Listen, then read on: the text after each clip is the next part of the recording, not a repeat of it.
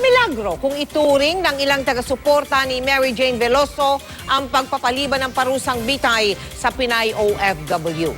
Pero tuloy ang pangangalampag ng mga taga-suporta sa gobyerno na paigtingin ang aksyon para tuluyan ang mailigtas sa death row at mapalaya si Veloso.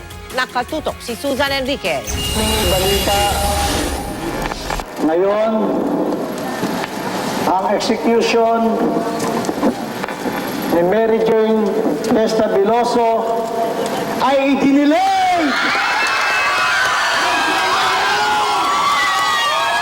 Walang pagsidla ng tuwa ng mga nag-vigil kagabi sa harapan ng Indonesian Embassy nang i-anunsyo bandang alas 2 ng madaling araw na pasasamantalang nai-adjust si Mary Jane Veloso sa firing squad.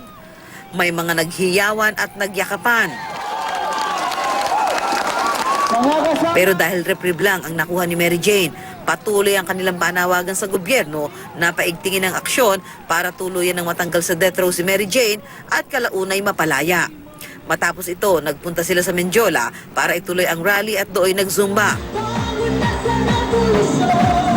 Sinamahan sila ng ilang kaanak ni Mary Jane na lumuwas pa para sumama sa protesta. Ang mga kaanak naman ni Mary Jane sa Nueva Ecija halos di makapaniwala sa magandang balita. Sa unang pagkakataon matapos ang mga nagdaang araw, muling nakitang nakangiti si Lola Milagros. Malaking handaan ay kapag nakalayaan ako makakauwi ng buhay. Talaga kang magpapatay ako ng 2 baboy, isang malaki kang partin, saka isang litson.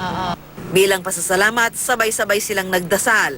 Umaasang tuloy-tuloy nang maresolba ang kaso ni Mary Jane. Sa simbahan sa Baclaran, nakikiisa rin sa pagbubunyi ang mga Katoliko. Milagro kung ituring ng ilang Pilipinong sumubaybay at nagdasal para kay Mary Jane ang kanyang nakuhang last-minute reprieve. Patuloy naman ang panawagan ng CBCP sa mga panalangin para tuluyang maisalba ang Pinay. Susan Enriquez, Nakatutok, 24 Oras.